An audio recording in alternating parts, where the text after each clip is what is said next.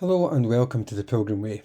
My name is Norman Graham and I'm a minister in the Baptist Union of Churches in Scotland. The aim of these signposts is to try to help to connect the text of the Bible with our everyday lives. I want to continue our series of signposts on 1 Peter, reading from 1 Peter chapter 2, verse 13 to 17. Submit yourself for the Lord's sake to every human authority, whether to the emperor as the supreme authority or to governors who are sent by him to punish those who do wrong and to commend those who do right. For it is God's will that by doing good you should silence the ignorant talk of foolish people. Live as free people, but do not use your freedom as a cover-up for evil. Live as God's slaves. Show proper respect to everyone. Love the family of believers. Fear God. Honour the emperor. Well, in a previous signpost, we noted how the social circumstances of Peter's audience shaped his letter to them. They're in a precarious position in society. Some of them have abandoned their paganism. Some of them are not natives to the region. They've been sent there. Some of them are Jews scattered by the persecution, and they're practicing together this strange new religion called Christianity. In every real sense, they are outsiders, viewed with suspicion and subject to persecution and mistreatment. So Peter calls them to a life of demonstrable goodness that will prove the accusations against them false and lead to God being glorified and possibly even the conversion of their accusers. He now goes on to provide some practical application of the principle that he set out in verses 11 to 12, beginning with their relationship to the civic authorities. It's a relationship with a very convoluted history.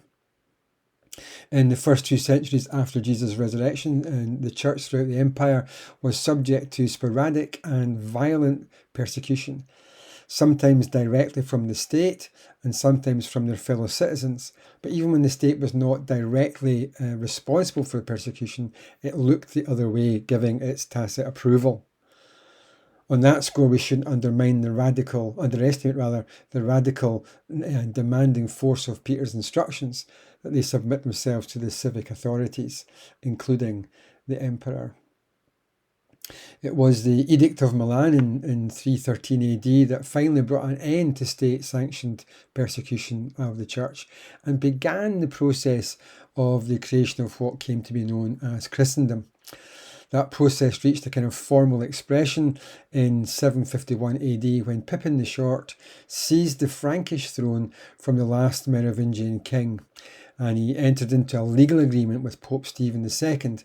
In return for protecting Rome, the Pope gave Pippin's kingship the blessing of the church, the sort of divine seal of approval.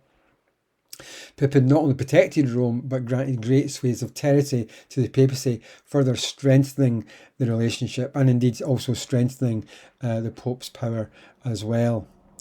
When Pippin died, his 2 sons ruled in a kind of uneasy alliance together until one of them died and the other took complete control of the kingdom. And his name was Charles, but became known as Charles the Great, or as we know him today, Charlemagne. He was the first king to ascend to a Christian throne to rule by the grace of God. With that, the union of church and state was complete, and Christendom was truly born. And so it was evermore, and on the 6th of May 2023, Charles III was crowned King of the United Kingdom by the Archbishop of Canterbury with the full blessing of the Anglican Church. Sadly, as many theologians and preachers have noted, the church's seat at the table of power, of political power, came at a terrible cost, not least a loss of authenticity of our witness, a rise in nominalism, and a lack of embodied discipleship to Jesus. As G.K. Chesterton once said, the coziness between church and state is good for the state and bad for the church. But time never stands still. Western democracies have become increasingly secular.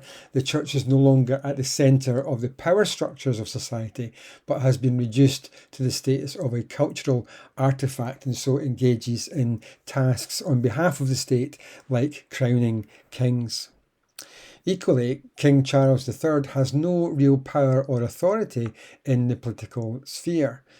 Unlike the Roman emperor who wielded absolute power, King Charles's role is largely ceremonial. As we read and seek to apply Peter's instructions, we have to consider that difference between his world and ours.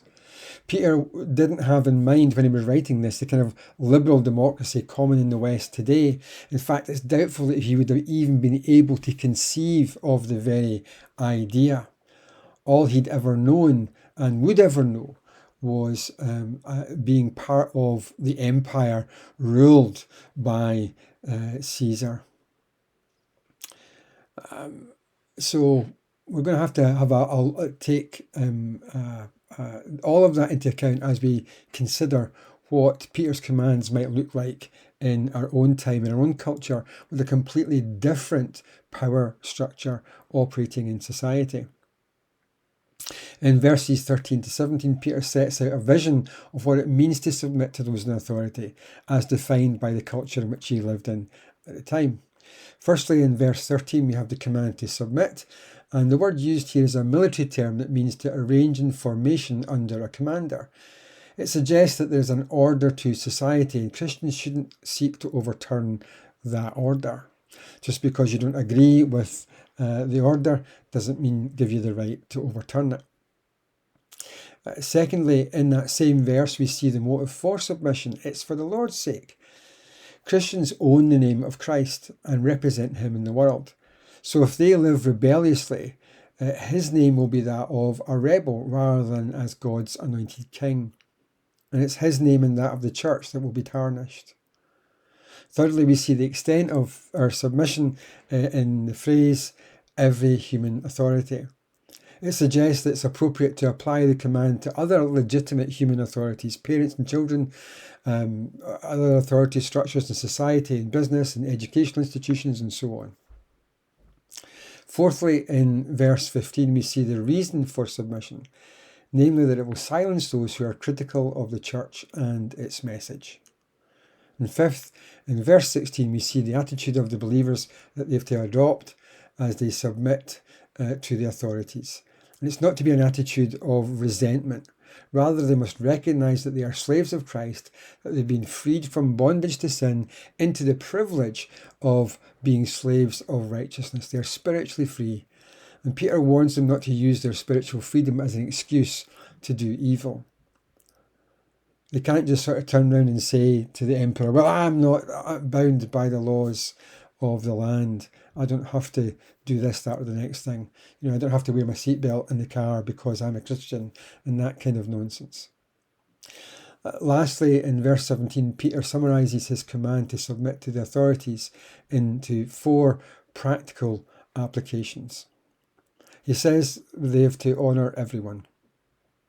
Every person on the planet was made in the image of God and therefore has an intrinsic worth and value. The prevailing view in Peter's time was very different. Society was separated by a rigid class structure, with slaves being at the lowest end of the scale as persons with no rights. Peter tells his believers that they have not to treat people differently depending on which class they're in, but instead they have to treat everyone with honour and regardless of their social position. It doesn't mean they should disregard the social structures. They live in those structures, they have to work within them, but they must show respect for everyone and treat everyone with respect. They have to love the family of believers. Love within the church, we've already seen in this letter, has to be a priority. As the Apostle John wrote in 1 John 4 and 20 and 21, whoever claims to love God yet hates a brother or sister is a liar. For whoever does not love their brother and sister whom they have seen cannot love God whom they have not seen. And he has given us this command: anyone who loves God must also love their brother and sister.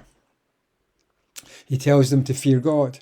The fear of God, what we're talking about here, is really reverence and honour and worship and all of that kind of wrapped together. And it's in direct contrast to honouring the emperor, because although the emperor is to be honoured as the appointed ruler, he's not to be feared in this way. He's not to be given that level of reverence. He's certainly not to be given any worship. God alone is to be worshipped and reverenced as the sovereign and almighty God, before whom Caesar himself must give an account for what he has done. And Peter brings his instruction back full circle with a final reminder to honour the emperor. And we should remember two things about this command. Firstly, it was a big deal. The emperor in question was probably Nero, who was persecuting Christians in Rome at the time. He was the very reason that they were scattered throughout the empire. Yet here Peter tells them that they should show proper respect for his position and authority, because that position and authority have been granted to him by God. Secondly, notice how Peter puts the emperor on pretty much the same level as the rest of the people. For it is the people and the emperor who have to be honoured. God is to be feared and fellow believers are to be loved. But Peter is subtly implying that, contrary to the claims of the Roman emperors to be divine, the emperor was by no means equal to God or worthy of the fear due to God alone. Christians have obligations to the state, but their obligations to God and indeed to the fellowship of believers are higher. Now, it's perhaps obvious that most of those points have fairly direct application today. Respecting everyone as people made in the image of God is ought to be straightforwardly applied in our society.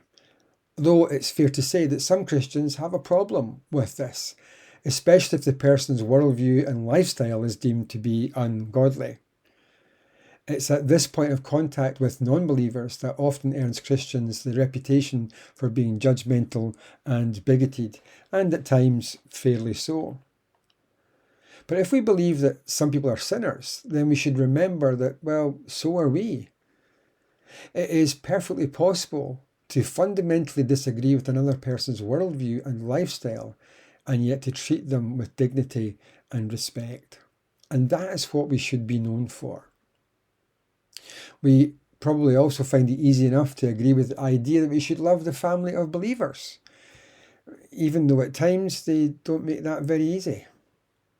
If you haven't yet been let down or wounded or hurt by another Christian, then you're probably new to the church, but stick around and see what happens. We're not always the loving community that we should be, and that's something that really needs to change, unless, of course, we're happy to be labelled as hypocrites.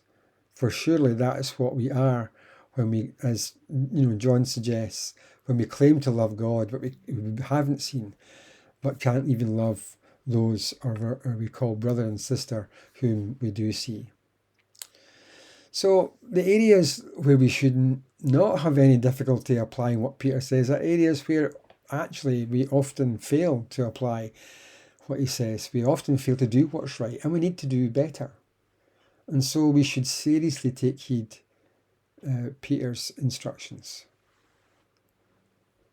But it's on the issue of submitting to the governing authorities that we really struggle today. Not least because most of us live in free democratic societies. Unlike the situation Peter was in, the UK is not a totalitarian regime, at least not yet. Now, I'm not saying that in jest, actually. Totalitarianism is on the rise in the West, and we should not take that lightly. History sounds a loud warning about what happens when tyrants win. The 20th century is littered with the bodies of the victims of totalitarianism. And the 21st century isn't doing all that great either. Now, because of the time constraints on this signpost, I need to make a huge generalisation and say that the church is guilty of applying this command to submit to the governing authorities badly in one or two ways. We totally agree with Peter if we agree, we agree with Peter that we should submit, if we agree with whatever political party happens to be in power at the time. Or if we totally disagree with Peter, if we don't agree with whatever political party is in power at the time. The first approach means that the government must be supported in all things, And the second means demonstrating against the government and speaking the truth to power and all that. One side calls the other fundamentalists, and they retort back that the other side are liberals.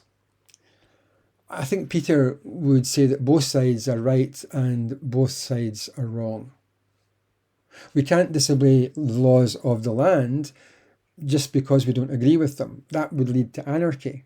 And actually, that's the reason for this command to submit to the authorities, because, the tyranny of the Roman Empire may have been bad, but anarchy would have been a lot worse. We can't disobey laws just because we don't like them. But equally, nor should we be silent in the face of injustice. There is an absolutely clear, undeniable mandate for the church to defend the cause of the widow and the orphan, the foreigner and the stranger, and to fight for the cause of the poor. And we need to do better because this has real-world implications affecting the lives of millions. The relationship between the church and the state has always been important, but today it's critical. The Orthodox Church in Russia has enthusiastically supported and given its divine approval to Russia's unlawful invasion of Ukraine. In the United States, we are witnessing in real time the rise of so-called Christian nationalism, which is not Christian at all in any way, but in which Christianity has been co-opted by right-wing conservative politicians who want to force their version of Christianity onto the whole nation through legislation. Now, it might be stating the obvious that, contrary to that view, you can only demonstrate righteousness. You cannot legislate it. So a society is only transformed for the good when people are transformed by a life-changing encounter with Jesus the Christ. So in contrast to these two approaches of submission to the authorities, I want to suggest a third way. The fact is that no political party is godly or righteous. All politics is an attempt to solve human problems without God. Politics is a way which we sort of prove, if you like, that we are the masters of our own fate.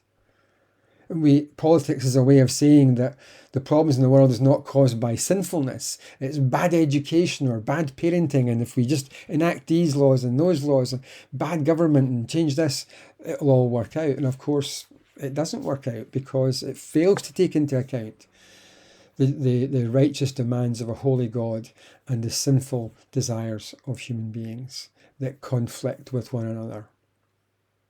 I mean, in Ephesians, Paul talks about the principalities and powers, and part of those powers are the world governing systems, the politics of the world, if you like, that are arrayed against God. The politics are part of that. Governments are part of that. And one of the beasts in Revelation represents the political powers. In my faith tradition, we believe that church and state are separate institutions with different jurisdictions. Neither should confuse itself for the other. One bears a sword, while the other bears the keys of the kingdom. And yet, the work of each is set on a landscape where politics and religion are wholly coterminous, like two circle lenses placed perfectly on top of one another. The public square is nothing less than a battleground of gods, and the church is a political institution inhabited by citizens of heaven who bear a distinctly political message. Jesus is King. I once had another minister horrified when I said to him that the gospel is political. But there's no more political statement in the world than that Jesus Christ is King. Jesus the Christ is King. Christ is, it effectively means King. That he's God's saving King. Because if Jesus is the King, it means that all others are not. And that's a political statement. The extent to which the New Testament uses political language to describe the church and its activities is quite striking. The Greek word ecclesia, translated as church, had no religious connotations. Rather, it names the assembly of those with citizen rights in a given polis. In calling itself ecclesia, the church was identifying itself as fully public, refusing the available language for private associations, koinon or collegium. The church was not gathered like a koinon around particular interests, but was concerned with the interests of the whole city, because it was the witness to God's activity in history. At the same time, the church was not simply another polis. Instead, it was an anticipation of the heavenly city on earth. And as biblical scholar N.T. Wright observes, the very term kingdom is a thoroughly political concept. Paul's description of Christians as God's ambassadors is a key concept in understanding the church's political role in the world. And it's not, as some might think, to support this political party or that political party. It suggests that the church acts like an embassy. Specifically, the church is the embassy of God's kingdom, placed in a pagan environment to declare the rule and reign of his Christ. It is from that embassy that the citizens of the kingdom go out into the world as ambassadors, representing the king, demonstrating in their lives the values of the kingdom. Neo-Anabaptist theologian Stanley Hurvath suggests that the gospel of Jesus does not merely have social implications, but challenges in reality the way things are. It says this is not the way things are meant to be. And so, instead of underwriting a particular political ideology, left, right, or centrist, the church should above all else seek to be what it is: an alternative society that gives up coercive violence but lives out the politics of the cross and the resurrection. In short, it lives out the self-giving sacrificial love of Jesus, the saving King, the kind of political witness powerfully enacted by the martyrs. For Hurvath and many others, the challenge for the church then has always been to be a contrast model for all polities that do not know God. We cannot demonstrate that contrast model and at the same time throw our weight behind other political ideologies. Yes, we should obey the laws of the land that the government at the time enacts. We can't just disobey them because we don't like them. If they're absolutely contrary to the word of God, then we have a mandate then, I think, to disobey. And of course, we have a mandate to speak truth to power, to challenge the government of the day in its policies, especially if those policies are unjust, if they do harm the poor, the widow and the orphan and the foreigner living amongst us. The primary function of the church and its most powerful political activity, however, is not engaging in political dialogue. It is in being the church and proclaiming its unique message. That God's kingdom has drawn near because his King has drawn near. His King has come. It is as we proclaim that unique message of the gospel that Jesus is the saving King, and as we live out that message in our embodied allegiance to him, that we become that contrast society and we impact society for good. I think ultimately that is what Peter is calling us to be and to do. Thanks for listening.